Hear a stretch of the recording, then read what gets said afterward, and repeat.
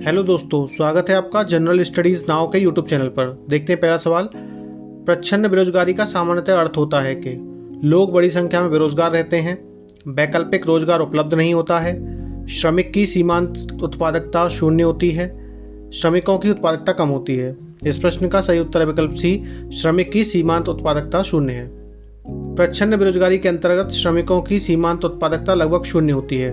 उदाहरण के तौर पे यदि किसी किसान को अपने खेत में काम करने के लिए 2 श्रमिकों की आवश्यकता है, किंतु यदि वह अपने परिवार के कुछ सदस्यों को भी कार्य पर लगा ले तो यह स्थिति प्रच्छन्न बेरोजगारी के नाम से जानी जाती है, क्योंकि यहाँ अन्य लोगों की उत्पादकता शून्य होती है।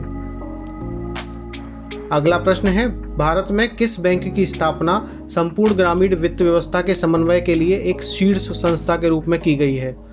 आपके ऑप्शन है नाबार्ड, सिडबी, क्षेत्रीय ग्रामीण बैंक या फिर केंद्रीय सहकारी बैंक। इस प्रश्न का सही उत्तर है विकल्प ए, नाबार्ड।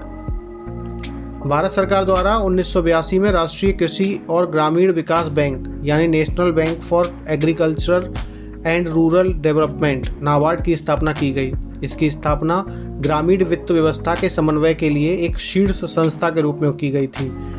यह भारत में कृषि क्षेत्र को वित्त देने वाली एक शीर्ष संस्था है। अगला प्रश्न है, किस गैस के कारण पाव रोटी या केक फूलकर मुलायम और स्पंजी हो जाते हैं? आपके ऑप्शन है नाइट्रोजन, ऑक्सीजन, क्लोरीन या कार्बन डाइऑक्साइड। इस प्रश्न का सही उत्तर है विकल्प डी, कार्बन डाइऑक्साइड।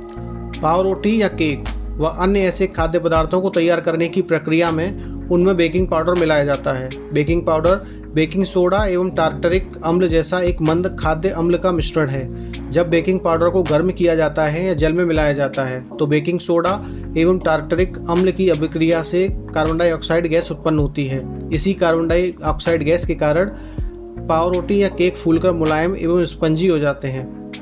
अगला प्रश्न है, अमृता देवी बिश्नोई राष्ट्रीय पुरस्कार किस क्षेत्र में दिया जाता है? आपके ऑप्शन है वन्यजीव संरक्षण, मृदा संरक्षण, महिला सशक्तिकरण या विज्ञान। इस प्रश्न का सही उत्तर है विकल्प ए, वन्यजीव संरक्षण। भारत सरकार के द्वारा वन्यजीव संरक्षण हेतु अमृता देवी बिश्नोई राष्ट्रीय पुरस्कार की व्यवस्था की गई है। यह पुरस्कार अमृता देवी बिश्नोई की स्मृति में दिया जाता है, जिन्होंने 1731 में राजस्थान में जोधपुर के पास खेजराली गांव में खेजरी वृक्षों को बचाने हेतु 363 लोगों के साथ अपने आप को बलिदान कर दिया था। अगला प्रश्न है, मुगल काल में वली अहद निम्नलिखित में से किसको कहा जाता था? आपके ऑप्शन है उत्तराधिकारी, सेनापति, राजमिस्त्री या फिर कारगर विभाग का अध्यक्ष। तो इस प्रश्न का सही उत्तर है विकल्प ए, उत्तराधिकारी। मुगल शासक अपने उत्तराधिकारी को वली अहद कहते थे। शाहजहां के काल में उत्तराधिकारी को लेकर संकट उत्पन्न हो गया था, क्योंकि शाहजहां दारा शिकोह को अपना वली अहद बनाना चाहता था। अगला प्रश्न है, मथुरा का केशव राय मंदिर निम्नलिखित में से किसके द्वारा बनवाया गया था?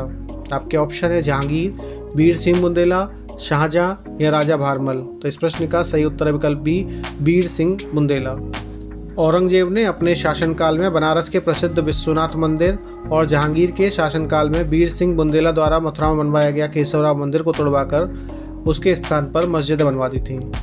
अगला प्रश्न है, किस अनुच्छेद के तहत सर्वोच्च न्यायालय व्यक्ति के मूल अधिकारों की रक्षा के लिए रिट निकाल सकता है?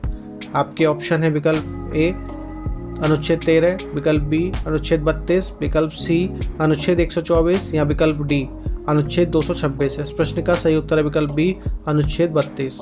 न्यायपालिका को व्यक्ति के अधिकारों की रक्षा का दायित्व सौंपा गया है। सर्वोच्च न्यायालय संविधान के अनुच्छेद 32 के तहत व्यक्ति के मूल अधिकारों की रक्षा के लिए रिट निकाल सकता है, जबकि उच्च न्यायालय संविधान के अनुच्छेद 226 के तहत मूल अधिकारों के अतिरिक्त अन्य मामलों में भी रिट निकाल सकता है। अगला प्रश्न है, संसद की कार्यवाही के दौरान किस काल में पूछे गए प्रश्नों का उत्तर देने के लिए मंत्री बाध्य नहीं है? आपके ऑप्शन है प्रश्नकाल, शून्यकाल, ए और बी दोनों, न तो ए और ना ही बी। इस प्रश्न का सही उत्तर है विकल्प बी, शून्यकाल। संसद के अधिवेशन के समय प्रतिदिन प्रश्नकाल में मंत्रियों को तीखे प्रश्नों के उत्तर देने होते हैं। शून्यकाल में सदस्य किसी भी महत्वपूर्ण मुद्दे को उठा सकते हैं, पर मंत्री उसका उत्तर देने के लिए बाध्य नहीं है। आज के एपिसोड में इतना ही। धन्यवाद।